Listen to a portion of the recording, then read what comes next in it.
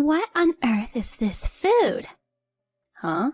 My mother-in-law Pam exclaimed, tossing my container straight into the trash. What are you doing? How could you bring these leftovers? Biting back my words, I tidied up the spilled food, shooting her a sharp look. I'm out of here. And don't come back. I'm Maggie, a 30-year-old office worker. So here's the news. I just tied the knot with Richard. We first crossed paths on a group blind date. Honestly, I almost bailed, but a friend convinced me to balance the group. Who knew? Fate was calling. Richard totally caught my eye. Super charming and easy on the eyes. Chatting with him was super engaging and I found myself being attracted to him. We swapped our numbers and the texting began. Dinners, movies, the usual couple stuff followed. Every hangout was pure gold. We were totally into each other.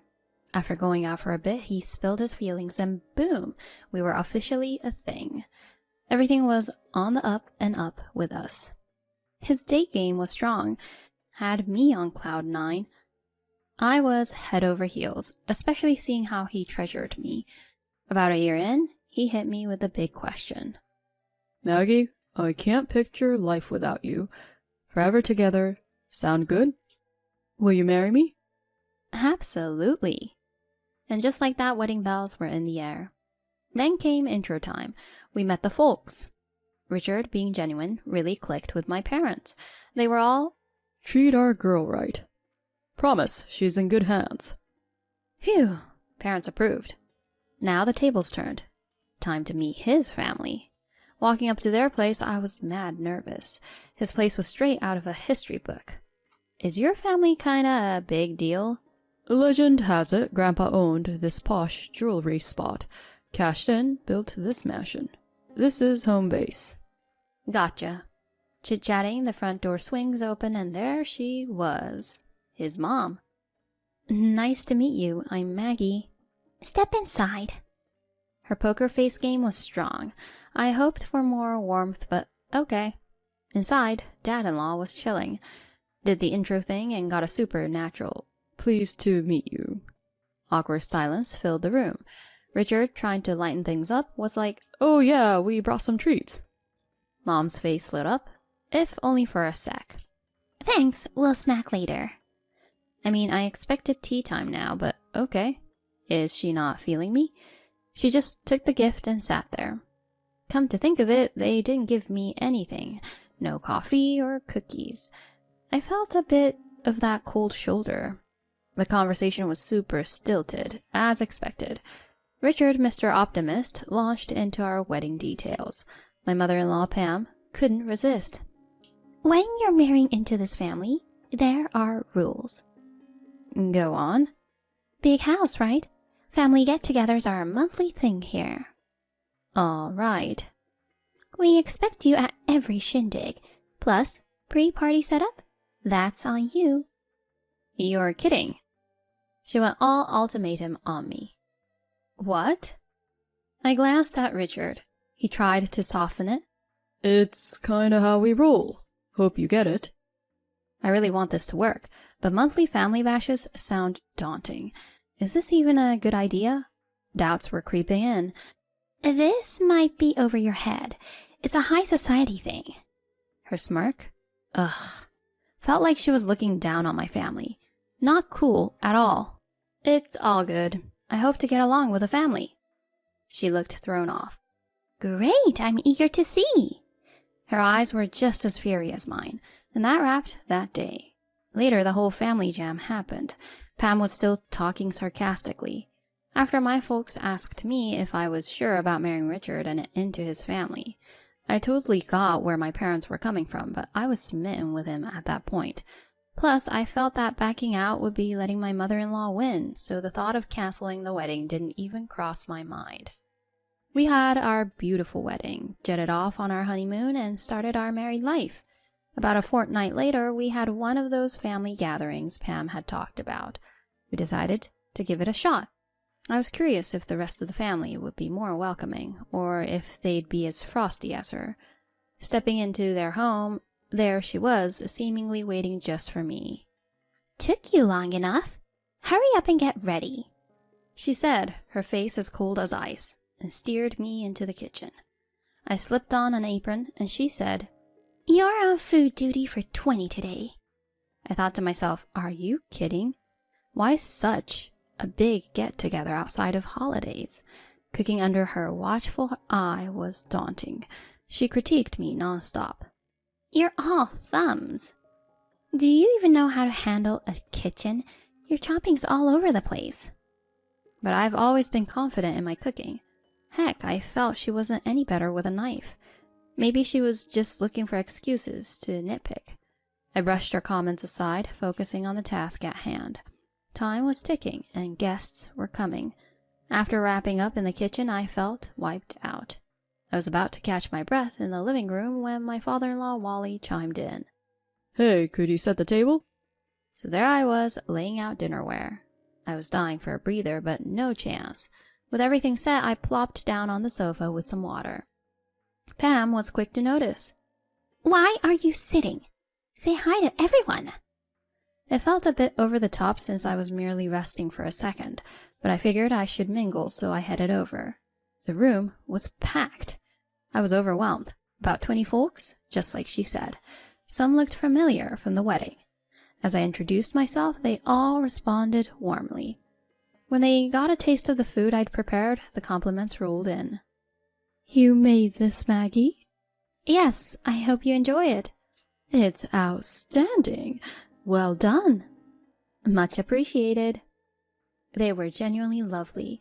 They ensured I took a break, even reminding me to eat. "Thank you for making all these dishes for us, Maggie." Their thanks was heartwarming, but in the middle of a conversation, Pam beckoned. "Why are you lazing around?" she quipped. "I'm not. I was just mingling." "You should be serving, not chatting. I'll do the talking." "What?" It felt like she was purposely sidelining me. My brief bonding time with the family was all I got. She kept me running errands the whole party. And the post-party cleanup? A total nightmare. She barked orders, but didn't lift a finger. With Richard and his dad out cold from too much booze, the cleaning was all on me. Once done, she said, "Nice work. You can head out now," and shooed me away. My husband was out cold, and she sent me home by myself. I left utterly drained and miffed. Her behavior was one thing, but my husband's indifference? That stung. He seemed to have had a blast, oblivious to everything. I felt alone, realizing he wasn't my ally. The next afternoon, he finally showed up. "Why'd you bail last night, Maggie?" "What do you mean? Your mom sent me packing." "That doesn't sound like my mom," he said, clearly taken aback. "Well, she did. She's been riding me since the party prep started." His face went from disbelief to anger as I filled him in. "Enough with the lies. Why do you keep lying like this? Have you lost your mind from drinking too much?" Honestly, I was dumbfounded. I never imagined he'd trust his mom so much more than me. Even with his parents' previous antics, I held on to the hope that he'd back me up. But that hope vanished quickly. From that point on, I started having doubts about him. I questioned whether we could keep going like this. We were newlyweds after all, just about half a month in. I figured I'd give it a year, if only for the sake of the folks who celebrated with us at the wedding. With that resolution, I kept going with our marriage.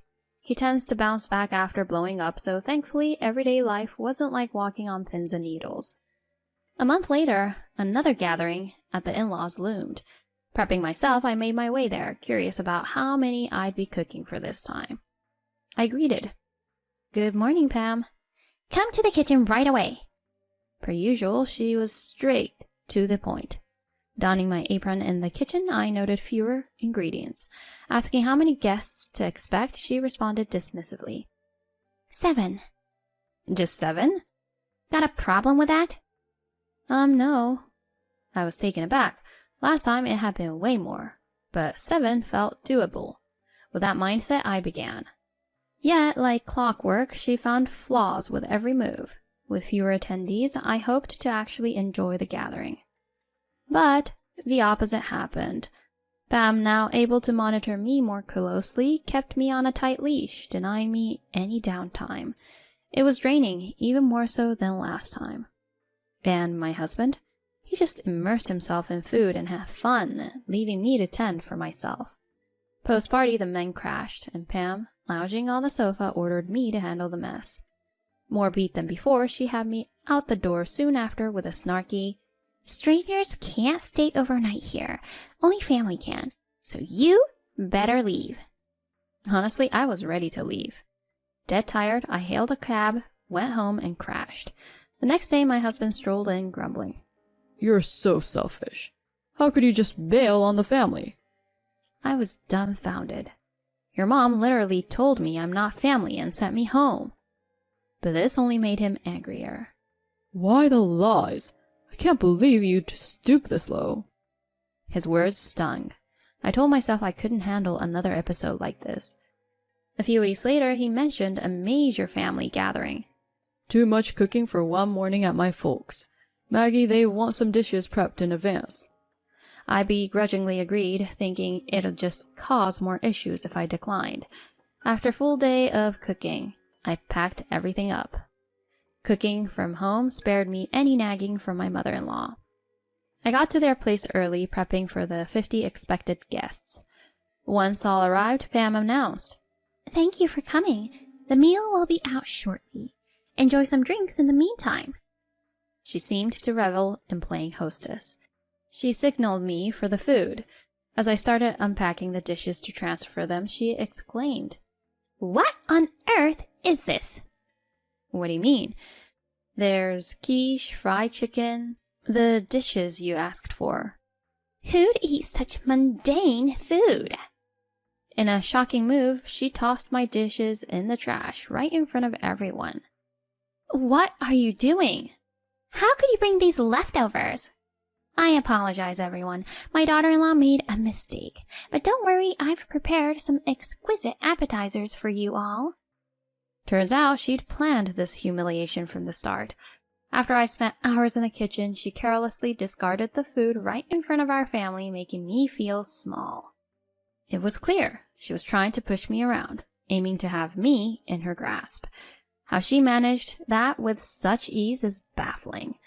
Without uttering a word, I tidied up and shot her an icy look. "I'm out of here. "And don't come back." And just so you know, I want a divorce." My outburst left my in-laws and husband speechless. Their only reaction was a stunned, "What?" "Wait a minute, Maggie. How'd you jump to divorce? This wasn't on me. We just celebrated our 3-month anniversary. Imagine the gossip." He complained. Looking back, I should have pulled the plug on this earlier or skipped the wedding altogether. A voice from the crowd said, "Can't you see you're why she's thinking divorce already?" More voices pitched in. "That's right.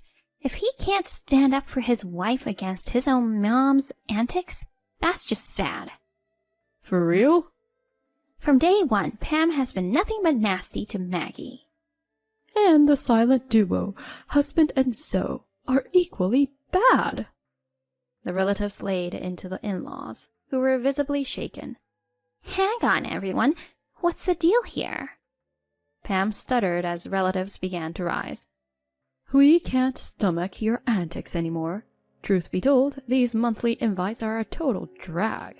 We came out of respect for family, but seeing your constant digs at your daughter-in-law, we're done." Another voiced their agreement. "Count our family out too." As the room buzzed with movement and chatter, Pam's distress was clear. "Wait, what do we do?" Choosing to exit with the crowd, I heard my husband's desperate plea. "Maggie, I messed up. Please, give me another chance." But a relative's response was swift. "Grow up. Where were you when she needed you?" Later, I got an attorney to set the divorce wheels in motion. He dragged his feet a bit, but the mention of court had him signing on the dotted line. Since that day, it seems the in-laws' invite list has dwindled to none. Word is, Pam's now a shadow of her former self. And my ex? He's become the joke at his office and around town, known as the guy who lost his wife in a flash. Rumor has it, work's not going so well for him. Can't say I'm surprised. Meanwhile, I've settled back with my parents and jumped back into my career. Thank heavens I hung onto that job post-wedding.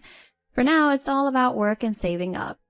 I've pressed pause on the whole love scene, but when I'm game to dive back in, I'll be vetting the in-laws for sure.